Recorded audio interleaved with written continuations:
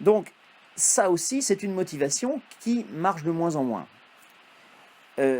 En fait, oui, c'est même plus travail et t'auras travail à l'école et tu auras du boulot. C'est même plus, voilà, si tu ne travailles pas, tu seras chômeur. Et si tu travailles, bah, tu as des chances d'être chômeur aussi, mais au moins tu as peut-être une petite chance de t'en sortir. Enfin, bon, cette motivation-là, ça marche quand même moins bien. De même que l'ascension sociale. Euh, donc l'insertion professionnelle et l'ascension sociale, ça marchait bien au temps des 30 glorieuses, hein, ces années 45-75 de croissance de l'économie. À cette époque-là, ça marchait très bien. On savait que si on avait le bac, on deviendrait cadre supérieur. Euh, donc, ça avait du sens. Et l'ascension sociale, c'était une réalité, tout simplement parce qu'à l'époque, l'économie avait besoin de cadres, et il y avait plus de demandes de cadres que d'offres. Donc, il suffisait d'être un peu bon à l'école, et on était à peu près sûr d'avoir un avenir dans la société sans difficulté. L'allocation des places sociales, là, se faisait d'une façon assez plaisante. Donc ça pouvait motiver. L'ascension sociale, aujourd'hui, elle se fait comment? Par l'école? Oui, un peu, on trouve toujours des exemples de quelqu'un qui a réussi grâce à l'école. Mais enfin, l'ascension sociale, on se dit qu'elle peut se faire beaucoup plus en jouant au foot. Eh ben oui, Zinedine Zidane, c'est quand même un exemple d'ascension sociale plus enthousiasmant que tel ou tel de vos professeurs qui est issu d'un milieu populaire et qui peut dire ah ben moi mes parents savaient à peine lire et écrire, voilà, j'ai vécu dans la misère quand j'étais petit, mais grâce à mon travail je suis devenu professeur et maintenant je gagne 2 000 € par mois. Bon, oui, enfin Zidane en jouant au foot, il gagne beaucoup plus. Et donc la motivation pour l'ascension sociale, elle joue beaucoup plus pour des voies d'ascension sociale qui se font à l'extérieur de l'école.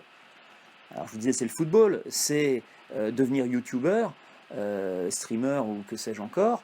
Ça, c'est quelque chose qui semble aujourd'hui favoriser l'ascension sociale, devenir mannequin ou star de la télé, et pourquoi pas de la télé-réalité. Hein. Voilà, Nabila, voilà un autre exemple d'ascension sociale. Et c'est pas grâce à l'école. Donc c'est encore une motivation qui marche moins bien. Et puis, donc voilà des exemples de motivation qui là ne vont plus de soi. Donc, l'école massifiée, elle ne peut pas être la même que l'école d'autrefois. Elle doit se réinventer pour trouver des motivations, pour réussir à accueillir un public beaucoup plus divers, beaucoup plus nombreux, dans un cadre différent, pour remplir des fonctions nouvelles dans la société. L'école massifiée ne peut plus être la même qu'autrefois. Est-ce qu'elle s'est transformée pour cela? C'est justement ce qu'il va falloir voir, et c'est indispensable qu'elle se transforme. Parce que si l'école ne s'adapte pas à ces nouvelles fonctions, à la nécessité de trouver une motivation pour les élèves, si elle ne s'adapte pas à la diversité des élèves, eh bien, si ce n'est pas l'école qui le fait, ce sera les élèves qui devront s'adapter. Or, qui parmi les élèves parviendra le mieux à s'adapter à ces nouvelles nécessités? Eh bien, on peut d'emblée deviner, conjecturer, imaginer que les élèves qui s'adapteront le mieux sont ceux qui auront l'appui social qu'il faudra. C'est-à-dire que la capacité à s'adapter, au fond, elle est socialement différenciée. Et donc, ceux qui bénéficient d'un appui familial, social, pour s'adapter, réussiront forcément mieux que ceux qui n'ont pas tout cet appui. C'est-à-dire que si l'école ne s'adapte pas, la nécessité de s'adapter de la part des élèves induira un accroissement des inégalités.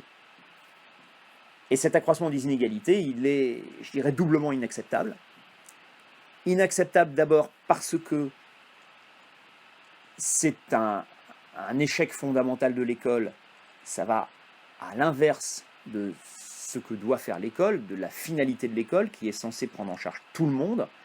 Et je vous renvoie au principe du postulat d'éducabilité et à l'école inclusive. Et cet accroissement des inégalités, il est inacceptable pour une seconde raison, c'est que s'il y a des élèves qui échouent, on sait que cet échec, ça signifie la mort sociale. Donc une école pouvait se permettre d'être injuste lorsque, au fond, son rôle servait surtout à distinguer. Elle ne peut plus se permettre d'être injuste quand son rôle, c'est d'essayer d'éviter la mort sociale à ceux qui sont en difficulté. Disons que les inégalités de destin, les inégalités de vie, qui sont entraînées par les inégalités scolaires, parce que les inégalités scolaires, oui, l'école alloue les places sociales, en partie au moins, mais les inégalités de destin qui sont entraînées par les inégalités scolaires, il ne faudrait pas quand même qu'elles soient dues à l'inadaptation de l'école plutôt qu'au mérite des élèves. Le principe de base de l'égalité des chances et de la méritocratie, c'est que s'il y a des inégalités de destin, c'est à cause du mérite des élèves. Certains sont plus méritants que d'autres, dont ils auront un meilleur destin que les autres. Bon, bah voilà, c'est comme ça. Après, à la société de s'assurer que ce destin ne sera pas, enfin le destin des perdants, ce ne sera pas une catastrophe. D'accord. Mais ces inégalités de destin entraînées par les inégalités scolaires, est-ce que c'est réellement dû aux différences de mérite des élèves, ou est-ce que c'est dû au fait que l'école ne sait pas s'adapter? C'est une interrogation qu'il serait bon d'avoir en tête pour imaginer, pour considérer du moins, l'école d'aujourd'hui et se demander si elle remplit bien son rôle. Certains s'étaient posé la question déjà. C'est ce que je voudrais voir dans une quatrième partie, c'est ce qu'on a appelé l'éducation nouvelle. L'éducation nouvelle, alors je dis d'emblée qu'elle est marginale, la marginalité de l'éducation nouvelle. Cette éducation nouvelle, alors qu'est-ce que c'est? En fait, l'éducation nouvelle, c'est une mouvance, c'est un réseau, c'est un ensemble de penseurs, de philosophes, de pédagogues, d'enseignants de terrain, bien sûr, mais aussi d'hommes politiques et d'associations, de syndicats, de mouvements de toutes sortes, de mouvements notamment d'éducation populaire. Donc c'est tout un réseau, toute une mouvance de personnes et d'organisations qui ont été confrontées à toutes ces interrogations, qui se sont posées ces questions et qui ont accepté de se poser des questions, qui ont osé remettre en cause un certain nombre d'habitudes de façon à mieux répondre à ces questions que nous nous sommes posées. Ce sont des gens qui ont imaginé d'autres manières d'enseigner.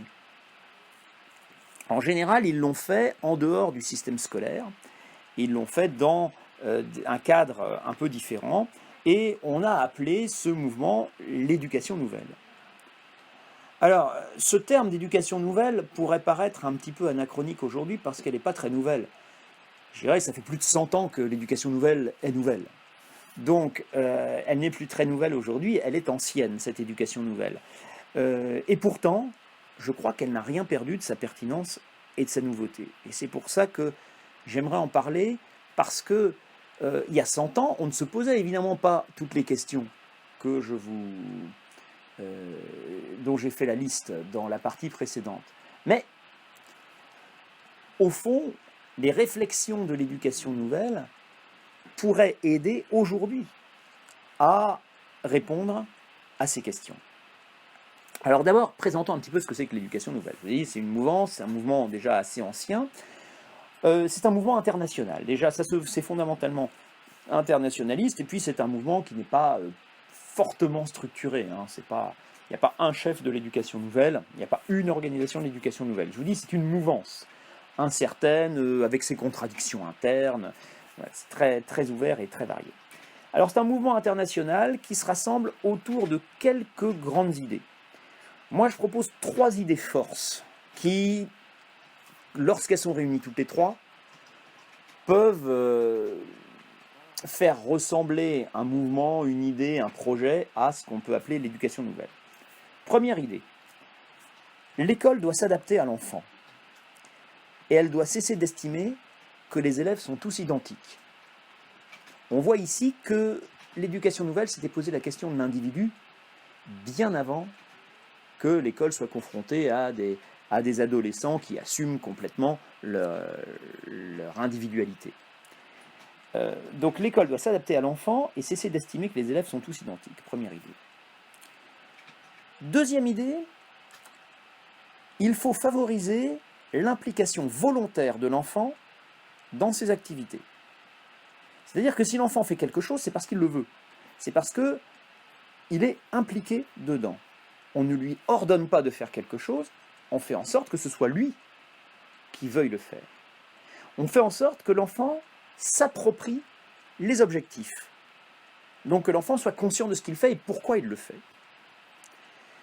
Et troisième idée de l'éducation nouvelle, c'est qu'il faut essayer de mettre en cohérence l'ensemble des activités qui se font à l'école, ou enfin, dans le milieu éducatif dont il est question, parce que l'éducation nouvelle, c'est aussi développé beaucoup en dehors de l'école, notamment dans l'éducation populaire, on y reviendra. Mais il faut mettre en cohérence l'ensemble des activités qui sont pratiquées à l'école, puisque c'est ça qui nous intéresse, et de l'environnement. L'environnement, ça sera quoi? Ça sera le cadre matériel, ça sera le cadre architectural, et ça sera pourquoi pas le village dans lequel on se trouve. Eh bien, on va essayer de mettre tout ça en cohérence. Par exemple, les récréations. Les récréations sont un temps éducatif. Les repas sont un temps éducatif. Le ménage de la classe. Et si on fait faire le ménage de la classe par les élèves, eh ben, c'est aussi éducatif. Et voilà, ici, ce sont juste des exemples, mais ça amène l'idée qu'au fond, tout ce qu'on fait dans le cadre de l'école, c'est cohérent, ça va ensemble, c'est dans le même esprit, et ça vise au même objectif.